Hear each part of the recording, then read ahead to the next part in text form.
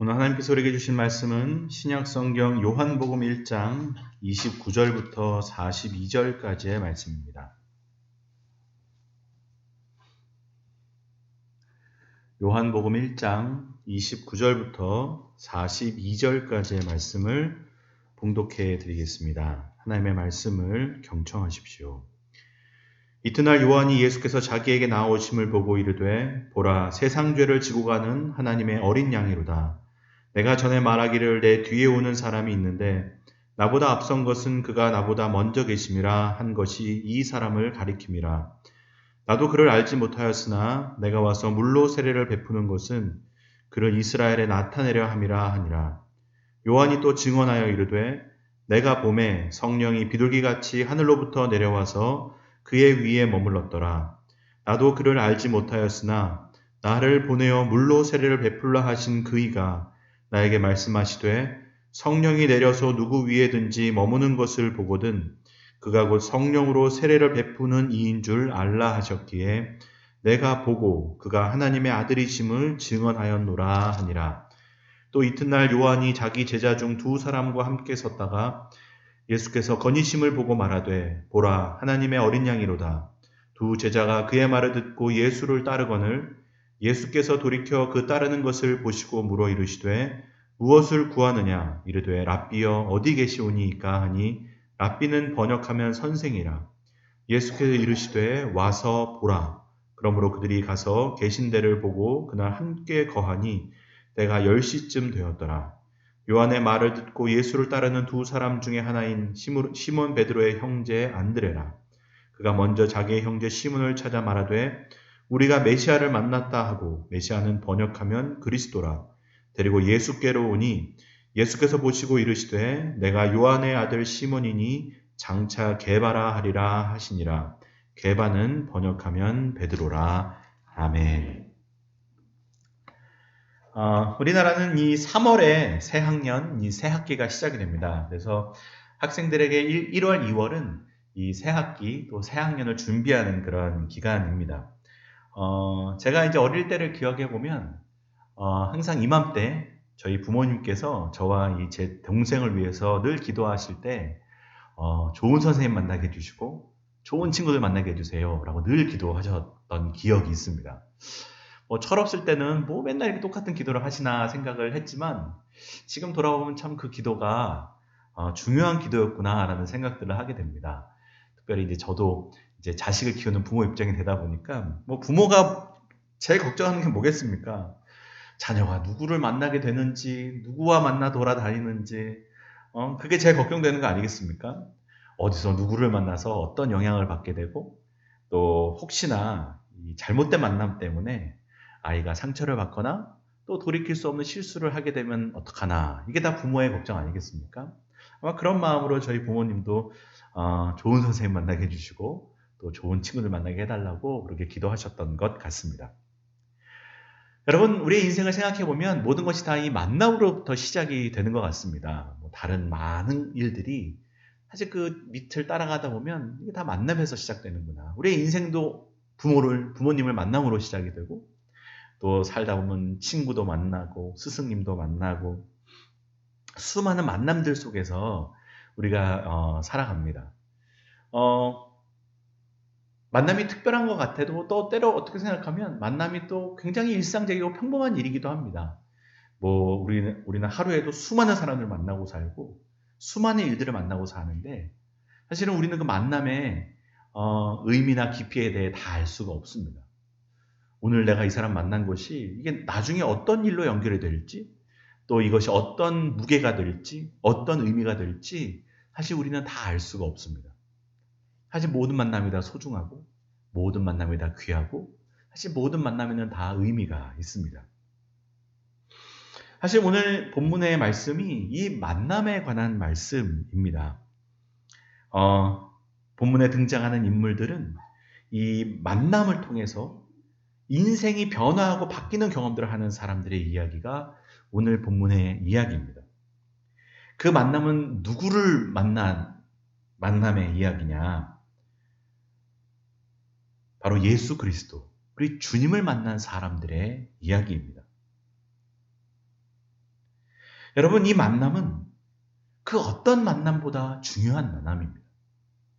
그리고 다른 만남은 또 다른 사람은 안 만나도 될지 모르겠지만 예수님은 안 만나면 안 된다는 겁니다. 바로 본문이 오늘 그것을 우리에게 보여줍니다. 여러분, 예수님과의 만남에는 실패가 없습니다. 다른 사람들과의 만남에는 실패가 있을 수 있습니다. 그러나 예수님과의 만남에는 실패가 없습니다. 여러분, 우리가 다른 사람들의 만남에는 상처가 있을 수 있고 후회가 있을 수 있지만 예수님과의 만남에는 상처가 없습니다. 후회가 없습니다. 여러분, 이것은 분명합니다. 오늘 본문에 나오는 사람들은 예수님을 만나고 예수님을 인격적으로 만나는 가운데 또 자신의 말로 예수님을 고백하고 증언합니다. 내가 만난 예수님은 이런 분이다. 여러분, 제가 오늘 말씀을 듣는 가운데 여러분에게 간절히 기도하는 것은 무엇이냐면 여기 계신 모든 분들이 다 예수님을 인격적으로 만나는 은혜가 함께 하시기를 주님의 이름으로 축복합니다. 그리고 여러분의 각자의 말로, 각자의 언어로, 각자의 표현으로 예수님을 고백할 수 있는 은혜가 함께 하시기를 주님의 이름으로 축복합니다. 여러분, 예수님을 내 말로 고백할 수 있어야 됩니다. 예수님을 내 언어로 고백할 수 있어야 됩니다. 내게 예수님은 이런 분이다. 내게 예수님은 이와 같은 분이다. 여러분, 이 예수님과의 만남은 사건입니다. 그냥 그런 사건이 아니고 우주가 바뀌는 사건입니다. 여러분, 우리가 보통 한 사람을 우주라고 표현하지 않습니까? 한 사람 안에 우주가 담겨있다고 말하지 않습니까? 온 천하보다 한 영혼이 귀하다고 말하지 않습니까? 그렇게 본다면 여러분, 한 사람이 예수님을 만나는 사건은 우주가 바뀌는 사건이고 천하가 바뀌는 사건입니다. 얼마나 놀라운 사건인지 모릅니다. 얼마나 큰 사건인지 모릅니다. 마치 창세기 1장에 혼돈과 공허와 흑암의 기품이 있는 세상 가운데 하나님께서 빛이 있으라 하실 때 그 흑암 가운데 빛이 펼쳐졌던 것처럼 사실은 예수님을 만난다는 것이 바로 그와 같은 일입니다. 공허하고 허무하고 어두움 가운데 있는 인생이 예수님을 만나는 순간 빛을 만나게 된다는 겁니다. 천지가 창조되었듯 새로운 인생이 시작되는 순간인 겁니다. 새로운 삶이 출발하는 순간이 바로 예수 그리스도를 만나는 사건이라는 겁니다. 그래서 오늘 본문이 어떻게 시작되냐면 우리 29절을 함께 읽겠습니다. 시작. 이튿날 요한이 예수께서 자기에게 나아오심을 보고 이르되 보라, 세상 죄를 지고 가는 하나님의 어린 양이로다. 네. 여기에 보면 세례 요한이라는 사람, 여기서 요한은 세례 요한입니다. 요한이 자기에게 다가오시는 예수님을 봤다는 겁니다. 여기서 알게 되는 것은 무엇이냐? 예수님이 우리에게 다가오신다는 겁니다. 예수님이 우리에게 찾아오신다는 겁니다. 여러분, 우리가 예수님을 만난다면, 우리가 예수님을 만날 수 있는 이유는 우리가 예수님을 찾기 때문이 아니라는 겁니다. 우리가 예수님께 다가가기 때문이 아니라는 겁니다. 예수님이 먼저 우리에게 다가오신다는 겁니다. 예수님이 먼저 우리에게 찾아오신다는 겁니다. 여러분, 요한복음에는 이 찾다라는 단어가 굉장히 많이 나옵니다. 27번이 나오는데 거의 매장 한 번씩, 한 번 이상이 나오는 아주 많은 표현으로 이제 찾다라는 의미, 이제 단어가 나옵니다. 근데 여러분, 우리가 3장만 가도 니고데모가 영생을 묻기 위해서 예수님께 찾아오는 얘기가 나오고 또 4장에 가면 왕실의 신하가 자기 아들 고쳐달라고 예수님을 막 찾아오는 이야기들이 있습니다. 이 이야기를 보면 겉으로는 사람들이 예수님을 찾아오는 것 같지만 그 내용을 읽다 보면 예수님이 이 사람들을 찾고 계셨구나라는 것을 알게 되는 겁니다. 예수님이 찾으시는 겁니다. 예수님이 다가오시는 겁니다. 그래서 여러분, 요한복음 15장에 보면 예수님께서 아주 분명하게 말씀하십니다. 너희가 나를 택한 것이 아니라 내가 너희를 택해서 세웠다는 겁니다. 주님이 우리를 선택하시고 주님이 우리를 찾아오시고 주님이 우리에게 먼저 다가오시는 겁니다. 여러분, 누가복음 15장에 나오는 이 탕자의 비유를 다 잘 아시지 않습니까? 둘째 아들이 아버지를 떠납니다. 그리고 세상에서 온갖 고생을 하다가 나중에 이제 아버지가 생각나가지고 아버지를 찾아 돌아옵니다. 근데 여러분, 아들이 아버지를 찾아 돌아오는 것 같지만 그 이야기를 보십시오. 아버지가 그 아들을 기다리는 겁니다. 아버지는 아들이 떠난 그 순간부터 하루도 아들을 찾지 않은 날이 없는 겁니다. 아들이 언제 올 줄 알고 아버지가 기다리고 있습니다. 늘 기다렸단 말입니다. 매일매일 아버지의 마음은 아들을 찾고 있었습니다. 아들이 아버지를 찾아오는 것 같지만 아니라는 겁니다. 아버지가 아들을 늘 찾고 있었다는 겁니다. 그래서 아직도 거리가 먼데 아버지가 아들 오는 걸 보고 뛰어나가 그 아들을 안고 입을 맞췄다는 거 아닙니까? 여러분, 성경에 보여주는 하나님의 모습은 하나님이 우리에게 먼저 다가오신다는 겁니다. 우리가 하나님보다 먼저 앞설 수 없다는 겁니다. 그게 여러분 창세기 1장 1절입니다. 태초에 하나님이 천지를 창조하시니라. 그 말씀은 인간은 절대로 하나님보다 앞설 수 없습니다. 절대로 앞설 수 없습니다. 우리가 오늘 예배 시간에 맞춰 이 자리에 나온 것 같지만 여러분 진짜는 뭡니까? 하나님이 여기서 우리를 기다리고 계시다는 겁니다. 우리가 기도하고 주님께 뭔가 아뢰는 것 같지만 아니요. 주님이 우리를 기다리고 계시다는 겁니다. 여러분 그걸 잊으면 안 됩니다. 우리가 하나님께 온 게 아닙니다. 주님이 우리에게 오신 겁니다.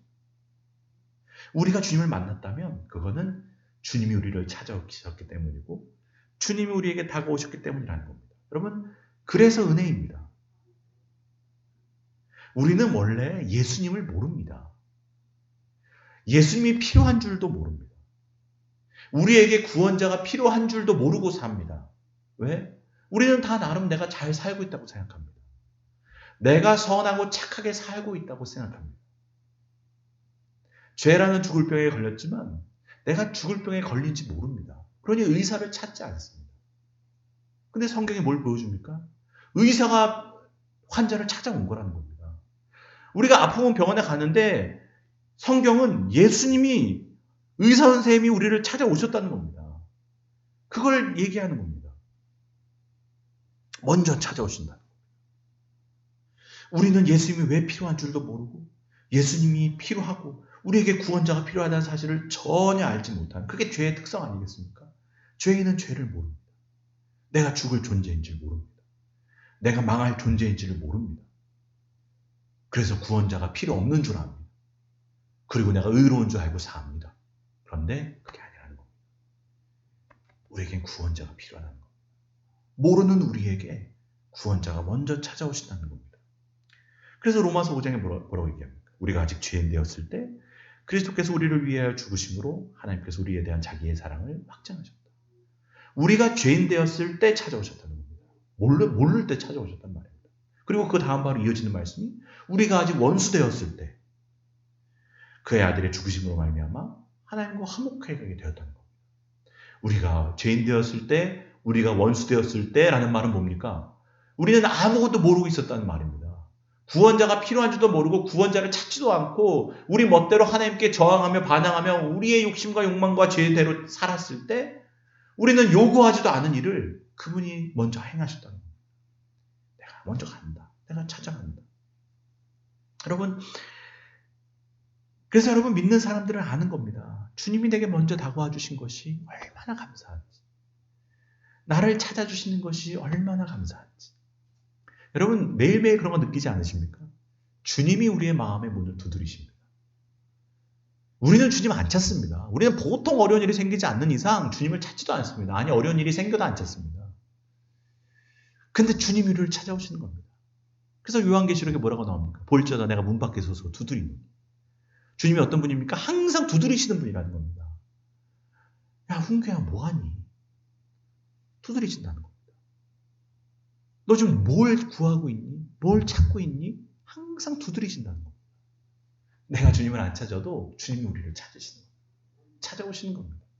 그래서 마음문을 열면 누구든지 내 음성을 듣고 문을 열면 어떻게 된다는 겁니까? 내가 들어가 그로 더불어 먹고 그는 나와 더불어 먹으리라.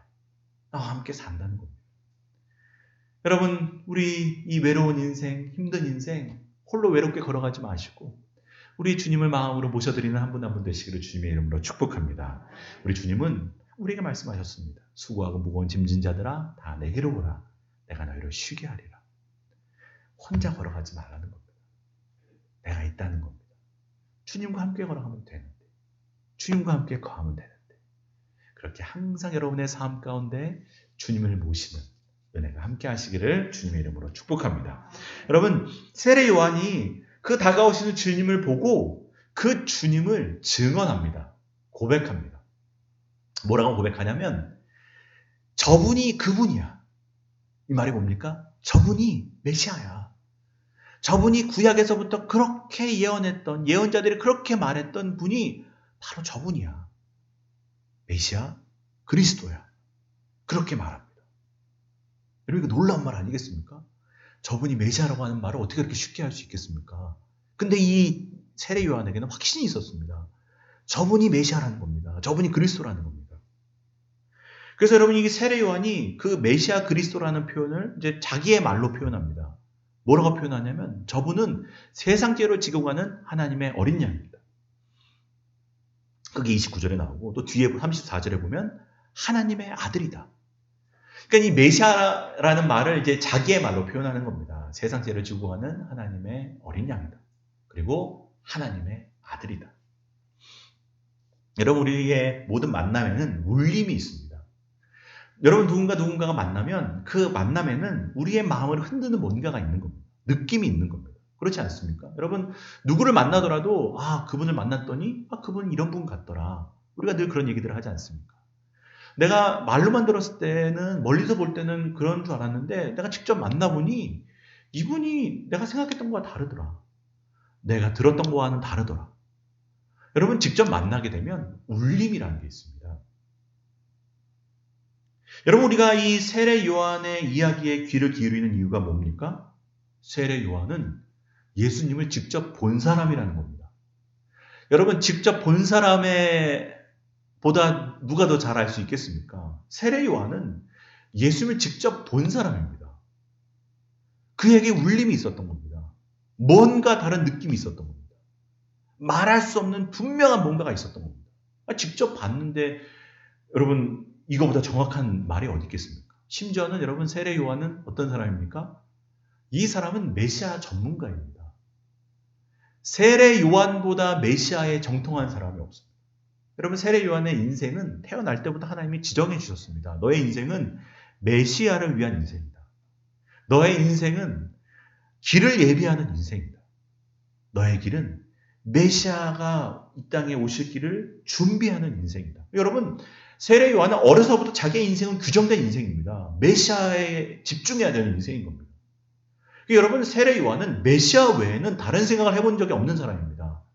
모든 온통 생각이 메시아에 있는 겁니다. 그래서 여러분, 모르긴 몰라도 이 세례 요한은 어려서부터 구약에 나오는 모든 메시아에 관한 예언의 말씀들을 달달달달 외우고 있었을 겁니다. 왜? 메시아가 나타나면 알아봐야 되니까. 내가 그분을 예비하는 사람인데, 내가 그분의 길을 준비해야 되는 사람인데, 메시아는 어떤 분이지? 아마 이사야에 나오는 예언들, 시편에 나오는 예언들, 모든 예언서에 나오는 메시아의 예언들을 다 아는 사람입니다. 여러분, 이 메시아에 정통한 사람이 얘기하는 겁니다. 저분이 메시아라고. 여러분, 전문가의 말입니다. 자기의 인생을 건 말입니다. 여러분, 이분이 메시아가 아닌데 세례 요한이 메시아라고 얘기하면 여러분, 세례 요한의 인생은 아무것도 아닌 겁니다. 엉뚱한 사람을 메시아라고 말한다면 그 사람의 인생과 소명과 삶이 다 무너지는 거기 때문에 세례 요한은 누군가를 메시아라고 말했을 때 여러분, 그건 자기의 인생을 건 말인 겁니다. 자기의 커리어를 건 말인 겁니다. 근데 그 세례 요한이 예수님을 메시아라고 말하는 겁니다. 이거보다 확실할 수 있겠습니까? 누가 세례 요한보다 메시아에 대해 확실히 말할 수 있습니까? 근데 그 세례 요한이 예수님을 만나자 저분은 세상 죄를 지고 가는 하나님의 어린 양이라는 겁니다. 저분이 하나님의 아들이라는 겁니다. 여러분, 이 어린 양이라는 표현이 뭡니까? 이스라엘 사람들은 딱 어린 양 하는 순간 금방 오는 게 있습니다. 왜? 매해 지키는 6월절에 그들은 어린 양을 잡는 겁니다. 그게 자기의 조상들, 이 애굽에서 노예 생활을 할 때 어린 양을 잡아가지고 살았기 때문입니다. 우리가 다 아는 10번째 재앙. 이스라엘 민족이 이제 애굽을 나가게 되는 바로 그 결정적인 재앙이 여러분, 애굽에 있는 모든 장자와 첫 것들이 다 죽는 재앙 아니었습니까? 그 집집마다, 애굽의 집집마다 장자들이 다 죽었습니다. 짐승의 첫 새끼들이 다 죽었습니다. 이스라엘 백성 어떻게 살았습니까? 집집마다 어린 양을 잡았습니다. 그 피를 받아 그 피를 문설주와 좌우 임방에 발랐습니다. 죽음의 사자가 그 피를 보는 순간 넘어간 겁니다. 그래서 6월, 패스오버 넘어갔다는 겁니다. 그래서 산 겁니다. 여러분 의미가 뭡니까? 이 어린 양이 죽어서 피를 흘려서 우리 집이 산 겁니다. 이 어린 양 때문에 내가 생명과 자유를 얻게 된 겁니다. 바로 그런 의미로 어린 양이라는 표현을 쓴 겁니다. 저분이 하나님의 어린 양, 세상 죄를 지고 가는, 세상 죄를 없이 하시는 하나님의 어린 양입니다. 저분이 메시아라는 겁니다. 우리를 죄에서 구원할 분이라는 겁니다. 여러분 이 표현을 보면 정말 세례 요한이 메시아 전문가가 맞습니다. 왜? 다른 유대인들은 막연한 메시아를 구했습니다. 그 당시 유대인들이 꿈꿨던 메시아는 칼로 자기들을 자유케 할 정치적인 메시아를 기다렸습니다. 그러나 세례 요한은 그 메시아가 그런 모습이 아니야. 우리가 기다리는 메시아, 성경이 말하는 메시아, 구약에 예언한 메시아는 종으로서의 메시아. 우리가 지난주에 보지 않았습니까? 종으로서의 메시아야. 우리를 위해 대신 상하시고 징계받으시고 찔리시는 메시아. 우리 죄를 위해 대속할 죽으실 메시아. 세례 요한은 분명한 메시아관을 가지고 있었고 구약의 예언자들이 말한 그 정확한 메시아에 대한 상이 있었고 그 주님을 보는 순간 바로 저분이다. 세상 죄를 지고 갈 하나님의 어린 양. 정확하게 포인트를 잡는 겁니다. 그리고 얘기해 주는 겁니다. 그리고 뭐라고 얘기합니까? 저분은 하나님의 아들이다. 여러분 예수님을 하나님의 아들이라고 부르는 것은 어떤 의미라고 제가 한번 말씀드린 적이 있는데 그분이 하나님이시라는 말입니다. 호랑이 새끼는 호랑이고 사람의 자녀는 사람이고 하나님의 아들은 하나님이라는 겁니다. 그런 의미로 하나님의 아들입니다. 하나님의 아들이 오셨다는 겁니다. 우리를 구원하시기 위한 메시아가 맞다는 겁니다. 그래서 여러분 세례 요한이 자기의 말로 주님을 고백하는 겁니다. 저분은 세상 죄를 지고 갈 하나님의 어린 양, 또 하나님의 아들. 이 말은 메시아, 저분이 그리스도다. 예수는 그리스도라고 얘기하는 겁니다.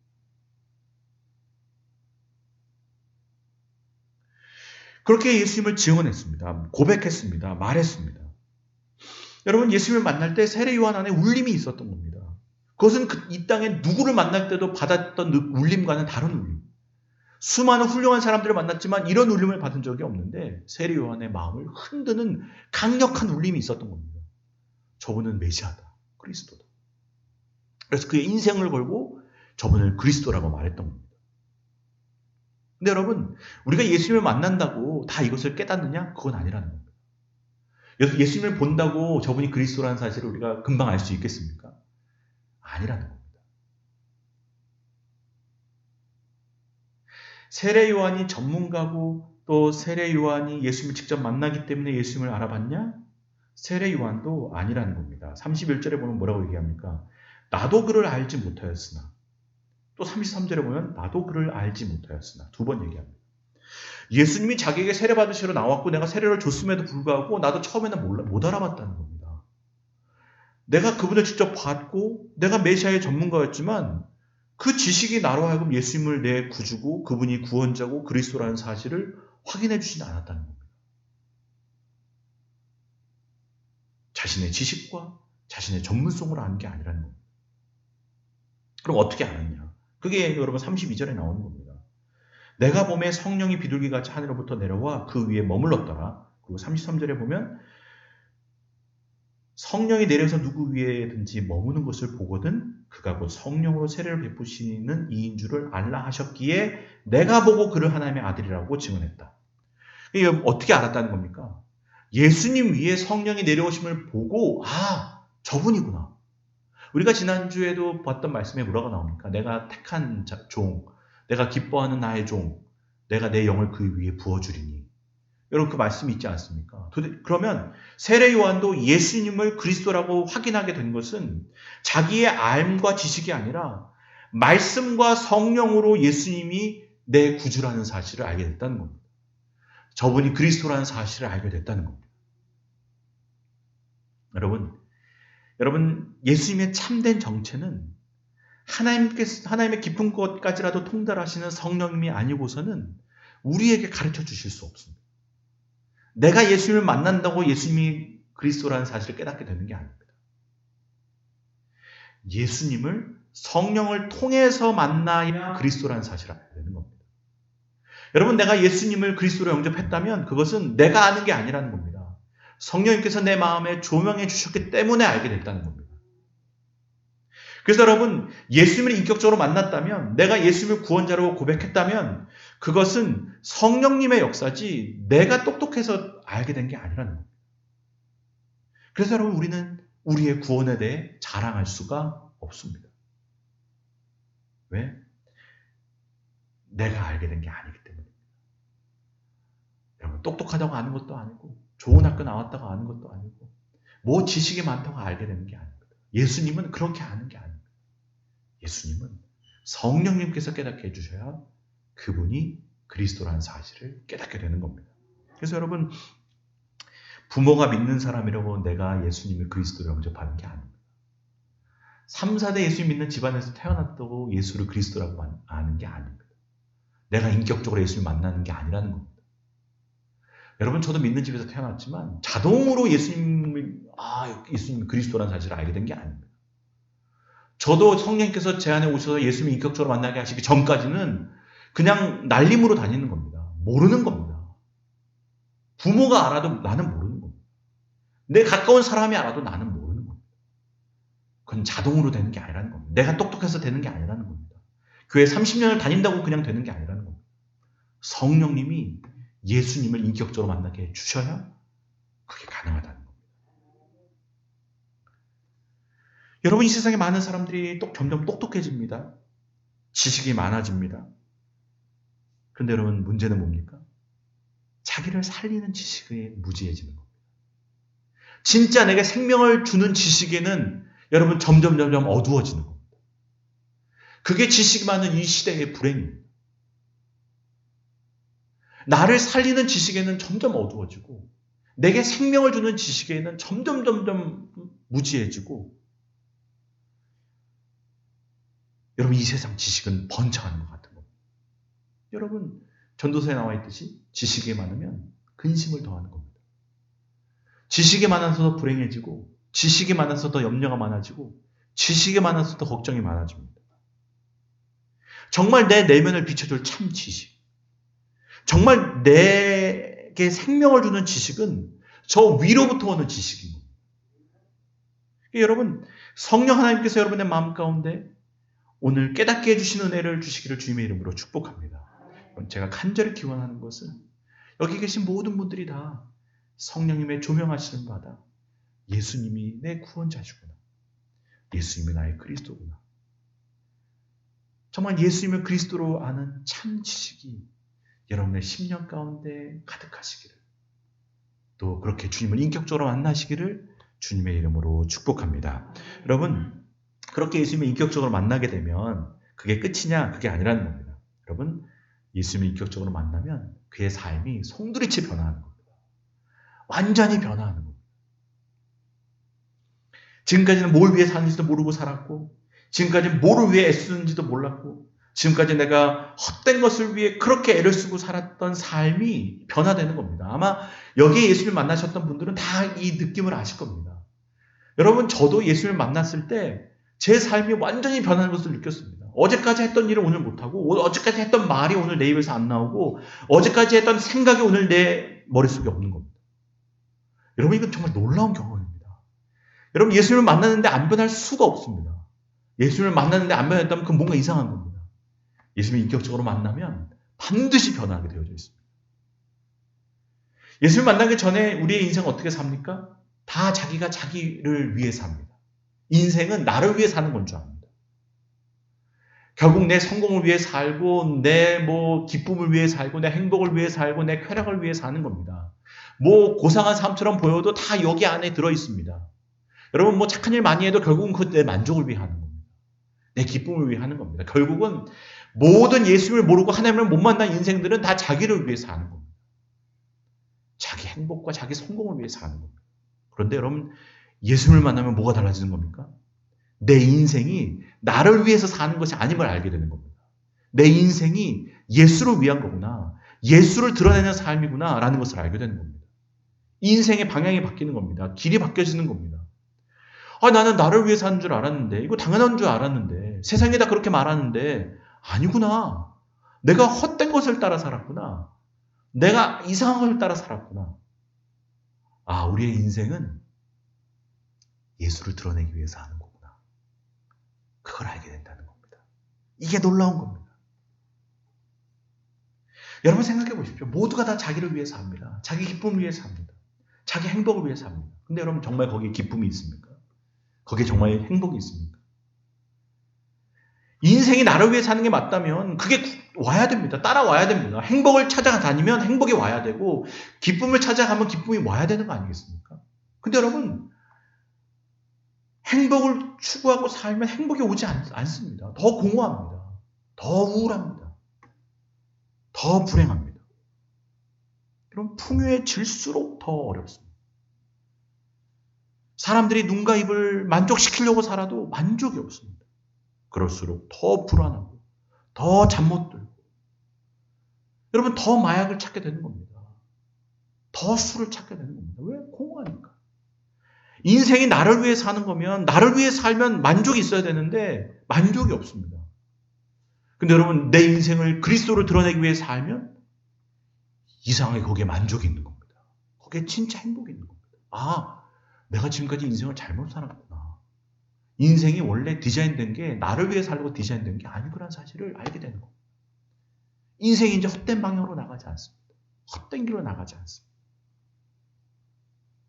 여러분 세례 요한을 보십시오. 세례 요한은 철저히 자기를 통해서 그리스도를 드러내는 삶을 사는 겁니다. 그래서 여러분 요한복음 3장에 보면 이제 몇 장 넘어가면 세례 요한이 했던 가장 유명한 고백 중에 하나가 뭡니까? 그는 흥하여야 하겠고 나는 쇠하여야 하리라. 이 말이 뭡니까? 예수님이 드러나야 되고 나는 사라져야 된다는 겁니다. 그게 내 인생의 목적이라는 겁니다. 나는 그걸 위해 산다는 겁니다. 나를 통해서 예수님이 드러나면 그거보다 행복한 일이 없다는 겁니다. 우리가 인간적으로 생각하면 그게 무슨 행복해. 야, 내 행복 찾기도 바쁜데 뭐 예수님을 위해 살아 라고 얘기하겠지만 세례 요한이 그 30장 30절 그는 흥하여야 있고 나는 쇠하여야 하리라 그 바로 위에 뭐라고 말씀하냐면 이렇게 얘기합니다. 신랑과 신부가 만났는데 둘이 결혼하는 거지만 나한테는 어떤 기쁨이 있냐. 신랑의 친구로서 거기서 그 기쁨을 보는 기쁨이 있다는 겁니다. 내가 그 신랑의 친구로서의 기쁨으로 충만하다는 겁니다. 이게 뭐라고 성경에 기록되어 있죠. 신부를 취하는 자는 신랑이나 서서 신랑의 음성을 듣는 친구가 크게 기뻐하나니 나는 이러한 기쁨으로 충만하노라.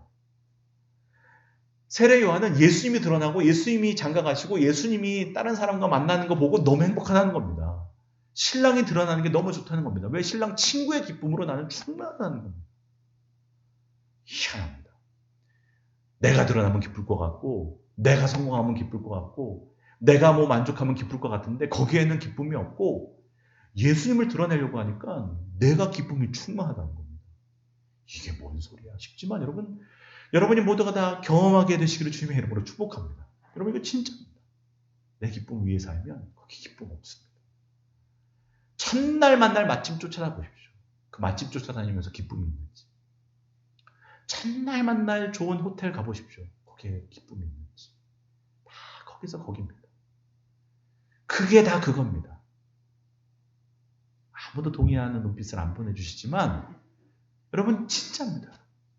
진짜 기쁨이 그게 아니라는 겁니다. 인생의 만족이 거기에 없다는 겁니다.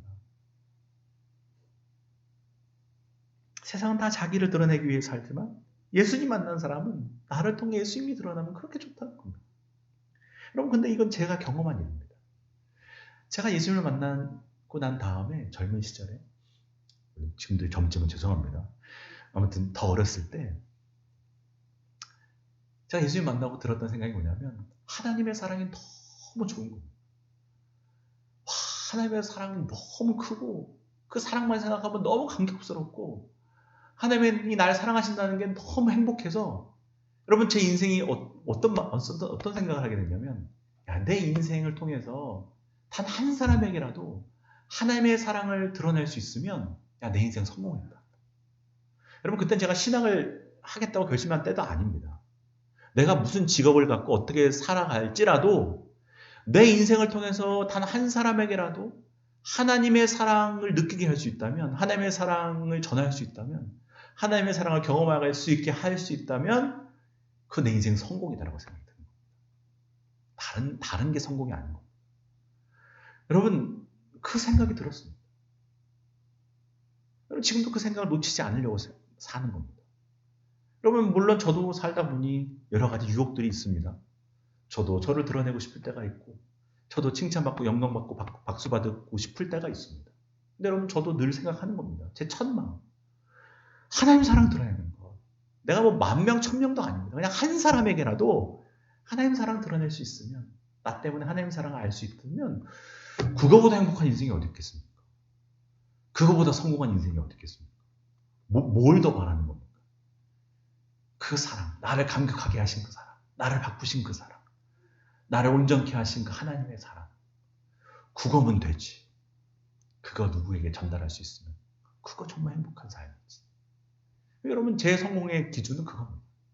내가 나를 통해 누가 하나님의 사랑을 혹시 알게 된 사람이 있나? 그거 없으면 나는 실패한 겁니다. 제가 뭐 어마어마한 자리에 올라가도 그거 못하면 실패한 겁니다. 근데 자리가 없고 뭐가 없어도 그냥 단 한 사람에게라도 하나님의 사랑이 전달될 수 있다면 하나님 저보면 그것으로 행복합니다. 성공한 인생입니다. 잘 살았습니다. 그거 아니겠습니까? 세례요한이 그겁니다. 예수님 드러나면 좋다는 겁니다. 그래서 오늘 본문에 보면 그 얘기가 나옵니다. 세례요한이 그냥 말로만 그런 사람이 아니라 오늘 보십시오. 36절에 보십시오. 자기 제자가 둘이 있었는데 그 자기 제자들에게 예수님 소개해 줍니다. 36절에 보면 예수께서 지나가시는 걸 보고 말하되 보라 하나님의 어린 양이다. 자기 제자들에게 나를 따르라고 얘기하지 않고 자기 제자들에게 예수님을 소개합니다. 야 저분이 진짜야. 야 저분이 메시아야. 저분이 그리스도야. 그랬더니 여러분 30절에 뭐라고 얘기합니까? 두 제자가 그 말을 듣고 세례 요한에게 안녕히 계세요. 그리고 예수님 따라갔다는 겁니다. 여러분 이게 얼마나 인간적으로는 속상한 일입니까? 나를 따르던 제자가 그냥 하루아침에 그냥 인사하고 예수님 따라갔다는 겁니다. 근데 여러분 세례 요한이 서운해하는 게 없습니다. 세례 요한이 슬퍼하는 게 없습니다. 예수님 나한테 가니까 너무 좋은 겁니다. 그래 예수님께 가라. 다 가라. 다 필요 없다. 날 따라와야 뭐가 있냐? 저 메시아를 따라가야지. 그리스도를 따라가야지.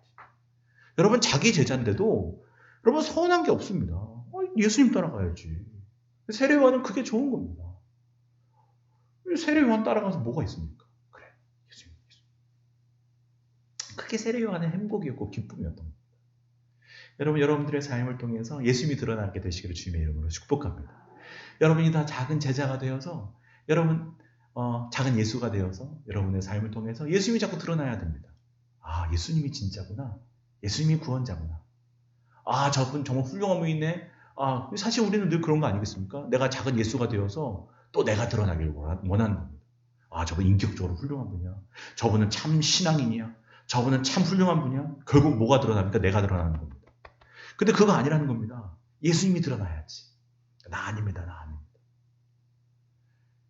제가 얼마 전에 그런 얘기를 들었는데 어떤 은퇴 목사님이 은퇴하시면서 얼마나 그분이 겸손한 분인지 이제 자기를 잊으라고 얘기하는 겁니다. 여러분 저를 잊으셔야 됩니다. 잊으라는 말이 아니라 나를 철저히 버리셔야 됩니다. 이렇게 하고 은퇴하셨습니다. 이제 새 목사님 모시니까 새 목사님 따라가라는 겁니다. 이분이 이제 그렇게 얘기하고 떠나갔는데 여러분 그분이 그 한 말이 너무 멋져가지고 또 그분을 잊지 못하는 겁니다. 여러분 우리 인간의 마음이 그렇습니다. 자꾸 이제 사람을 찾는데 또 자꾸 이게 그런데 그거 아니라는 겁니다. 예수님 따라가라는 겁니다. 세례 요한이 야 다 예수님한테 가.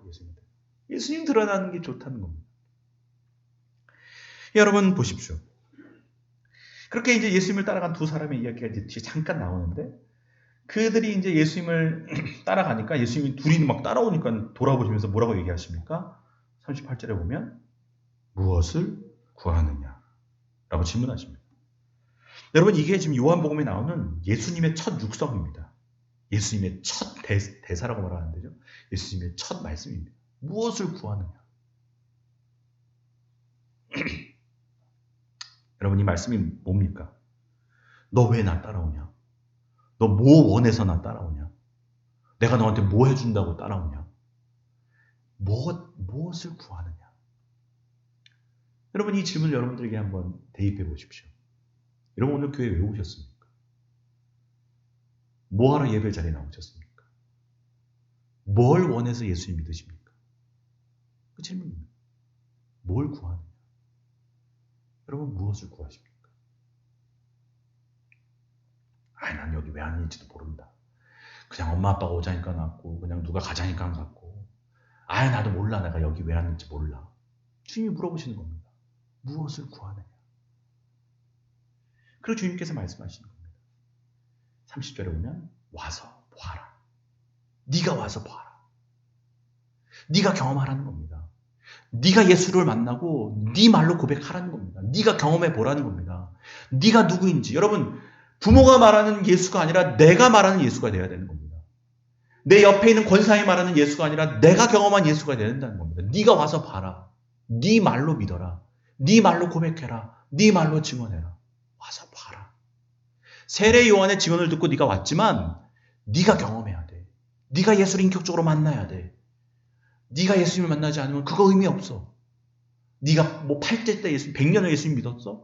그거 아무 의미 없어. 네가 경험해야지. 여러분이 여러분의 삶에서 날마다 예수님의 구원자심을 경험하게 되시기를 주님의 이름으로 축복합니다. 처음 오신 분은 예수님을 인격적으로 만나게 되시기를 원하고 인격적으로 만나셨던 분일지라도 여러분 매일 예수님을 만나야 되는 겁니다. 여러분 우리가 늘 얘기합니다. 난 예수님 만났는데 난 예수님 믿은 지 30년 넘었는데 40년 넘었는데 난 예수님 이미 아는데 아닙니다. 여러분. 주님께서도 똑같이 물어보시는 겁니다. 넌 도대체 뭘 원하냐? 너 30년 믿었다는데 넌 뭘 구하고 있냐? 너 예수님 드러내고 있냐? 아니면 너를 드러내고 있냐? 교회에 앉아있지만 너 드러내려고 앉아있냐? 너 박수 받으려고 앉아있냐? 주님은 늘 물어보시는 겁니다. 뭘 구하느냐? 우리가 항상 이 질문 앞에 서야 되는 겁니다. 난 지금 뭘 구하고 살고 있지? 난 예수님을 만났는데 만났다고 하면서도 뭘 구하고 살고 있지? 그래서 여러분 우리는 날마다 예수님 만나야 되는 겁니다. 날마다 주님 만나지 않으면 우리의 인생에 아무 의미가 없는 겁니다. 여러분 이 자리에 계신 모든 분들이 다 주님 만나게 되시기를 주님의 이름으로 축복합니다. 또 여러분을 통해서 예수님이 드러나게 되시기를 주님의 이름으로 축복합니다. 그는 흥하여야 하겠고 나는 쇠하여야 하리라. 이 세례 요한의 고백이 우리의 삶의 고백이 되시기를 바라고 그렇게 여러분 예수님을 드러내는 삶 가운데 신랑의 기쁨으로 충만한 참 행복의 길, 참 기쁨의 길을 걸어가는 한 분 한 분 되시기를 주님의 이름으로 축복합니다. 기도드리겠습니다.